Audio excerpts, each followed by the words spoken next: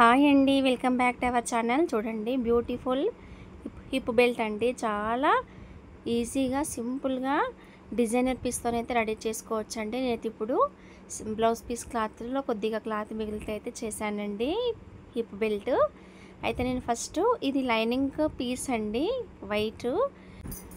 ఈ piece double folding పైన ఉందండి. డబుల్ ఫోల్డింగ్ పైన 10 ఇంచులు అయితే వచ్చింది. 3 ఇంచుల వెడల్పుతోటి 10 ఇంచుల పొడవు అంటే డబుల్ ఫోల్డింగ్ పైన ఉంది కనుక 20 ఇంచులు అవుతుంది. 3 ఇంచుల వెడల్పు తీసుకున్నాను.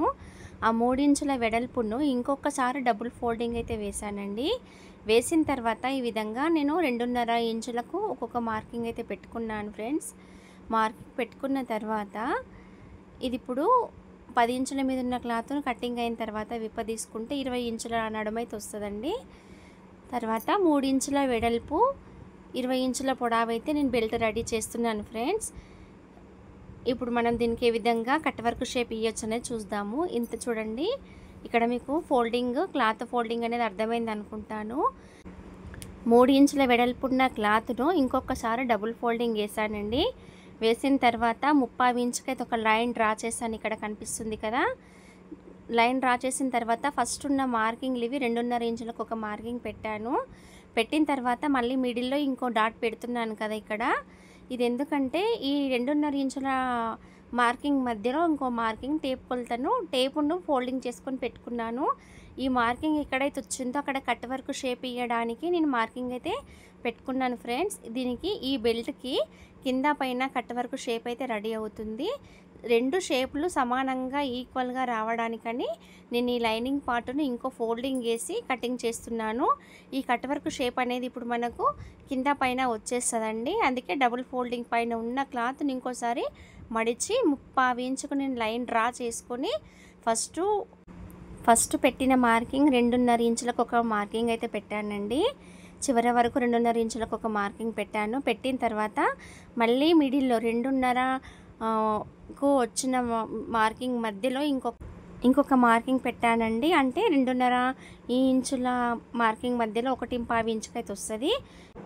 ఈ మార్కింగ్ ఎందుకంటే కట్ వర్క్ షేప్ కరెక్ట్గా రావడానికి, సమానంగా రావడానికని మళ్ళీ ఇంకొక మార్కింగ్ అయితే పెట్టాను ఫ్రెండ్స్. పెట్టి నేను ఆ మార్కింగ్ను బేస్ చేసుకొని కట్ వర్క్ షేప్ ఇచ్చాను ఈ వీడియోలో చూపించినట్టు. తర్వాత ఆ మార్కింగ్ ఏ విధంగా పెట్టామో అదే విధంగా నేను పీస్ అయితే కటింగ్ చేసుకున్నానండి. చేసుకునేసరికి ఈ విధంగా కింద పైన కట్ వర్క్ షేప్ అయితే వచ్చింది ఫ్రెండ్స్. వచ్చిన తర్వాత ఇప్పుడు కటింగ్ అయిందిగా, స్టిచ్చింగ్ చూద్దాము.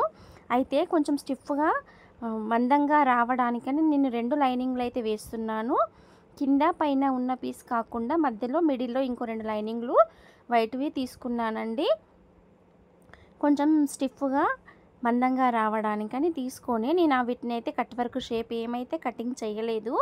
కింద ఉన్న పీస్ మెయిన్ క్లాత్ రైట్ సైడున 2 లైనింగ్ పీసులు వచ్చాయి. తర్వాత పైన ఇప్పుడు మనం లైనింగ్ పీస్ కటింగ్ చూసుకున్నాం కదా, ఆ పీస్ అయితే పెట్టి నేను 4ని సవరించుకుంటూ కట్ వర్క్ షేప్ ఎక్కడా చెడకుండా స్టిచ్ అయితే వేస్తున్నాను ఫ్రెండ్స్. మీరు కూడా ఈ మెథడ్లో హిప్ బెల్ట్ రెడీ చేసుకోండి. చాలా సింపుల్గా డిజైనర్ బెల్ట్ అయితే రెడీ అవుతుంది.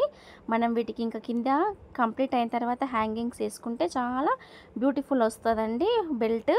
చూడండి ఫ్రెండ్స్, ఈ విధంగా కట్ వర్క్ అయితే స్టిచ్ ఇంత నీట్గా అయితే వచ్చేసింది. వచ్చిన తర్వాత ఈ స్టిచ్ మనము 2 సైడ్ షేప్ ఇచ్చాం కదా, 2 సైడ్ స్టిచ్ వేసాను. వేసిన తర్వాత ఎక్స్ట్రా పీస్ మొత్తం కట్ చేసి కచ్చకలు పెట్టుకున్నానండి. ఎక్కడ కూడా దారం కట్ అవ్వద్దు. దారం దగ్గర వరకు కుట్ అయితే వేసుకోవాలండి. వేసుకున్న తర్వాత చూడండి, నేను దీనికి సేఫ్టీ పిన్ అయితే పెట్టి తిరగేసానండి. ఈ బెల్ట్ని మనం బ్లౌజు డోరీలు తిరగేస్తాం కదా, ఆ విధంగానే నేను ఒక సైడ్ నుండి సేఫ్టీ పిన్ పెట్టి ఇంకో సైడ్ నుండి దాన్ని తిరగాయించాను. తిరిగింది చూడండి, మీకు ఈ వీడియోలో చూపిస్తున్నాను కదా. కొద్దిగా టైం పడుతుంది కానీ వచ్చేస్తుందండి. చాలా సింపుల్గా వచ్చింది. నేను ఈ డిజైనర్ పీస్నే తిరిగేసాను. ఇక్కడ మనం ఈ చివరిలో అయితే ఇది ఓపెన్స్ ఉన్నాయి కదండి, ఈ చివరన ఆ చివరన తిరిగేసుకున్నాం కదా.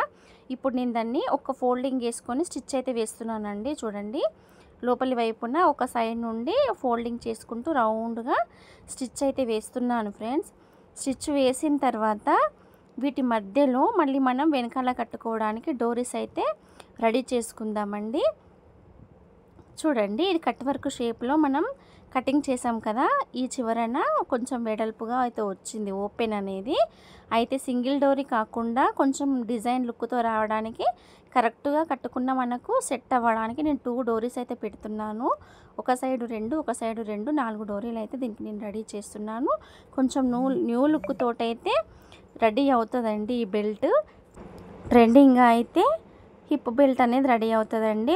ఒక సైడ్ డోరీ పెట్టాం కదా లోపలికి, ఇంకో సైడ్ కూడా ఇంకో 1/2 ఇంచ్ వదిలేసుకొని ఇంకో డోరీ కూడా పెడుతున్నాను. ఈ డోరీల చివరన హ్యాంగింగ్స్ కూడా వేసుకోవచ్చండి. నేను క్లాత్యే పెడతాను. హిప్ బెల్ట్ కూడా ఈ షేప్లో మళ్ళీ మిడిల్లో అక్కడక్కడ మనకు మంచి హ్యాంగింగ్స్ ఇప్పుడు దొరుకుతున్నాయి కదా, వాటిని తీసుకొని జాయింట్ చేసుకుంటే చాలా బాగుంటుందండి. అయితే ఇప్పుడు ఈ కట్ వర్క్ షేప్ మనం తిరిగేసుకున్నాం కానీ పైన స్టిచ్ వేయలేం కదా. ఇప్పుడు ఆ డోరీలు పెట్టి అటు నుంచి ఈ చివర వరకు ఈ షేప్ ఎట్లయితే వచ్చిందో అదే షేపు ఈ క్లాత్ను కరెక్ట్గా సవరించుకుంటూ కొద్దిగా లోపలికి వెళ్ళిపోయిన క్లాత్ను కూడా బయటకు అనుకుంటూ ఈ కట్ వర్క్ పైన స్టిచ్ టాప్ స్టిచ్ అయితే 2 సైడ్ వేసుకోవాలండి. 2 సైడ్ వేసుకున్న తర్వాత ఇప్పుడు మనం ఈ చివర్ల డోర్ అయితే పెట్టాం కదా, ఈ చివరలన హ్యాంగింగ్స్ అయితే వేస్తున్నాను ఇదే క్లాత్ తోటి. మన దగ్గర ఇంకా కొద్దిగా క్లాత్ అయితే ఎక్కువగా ఉంటే ఇంకా 3-4 స్టెప్స్ ఈ హ్యాంగింగ్స్ వేసుకుంటే చాలా లుక్తోనైతే ఇంకా వస్తుందండి. కానీ ఇక్కడ క్లాత్ అక్కడక్కడికే సరిపోయింది. నేను ఇప్పుడు దీనికి ఒకటొకటే హ్యాంగింగ్స్ అయితే వేస్తున్నాను. చూడండి ఎంత బాగా అయితే హిప్ బెల్ట్ రెడీ అయిందో. మీకు గనక ఈ వీడియో నచ్చితే లైక్ చేయండి ఫ్రెండ్స్. తప్పకుండా మన ఛానల్ని సబ్స్క్రైబ్ చేయండి, కామెంట్ చేయండి.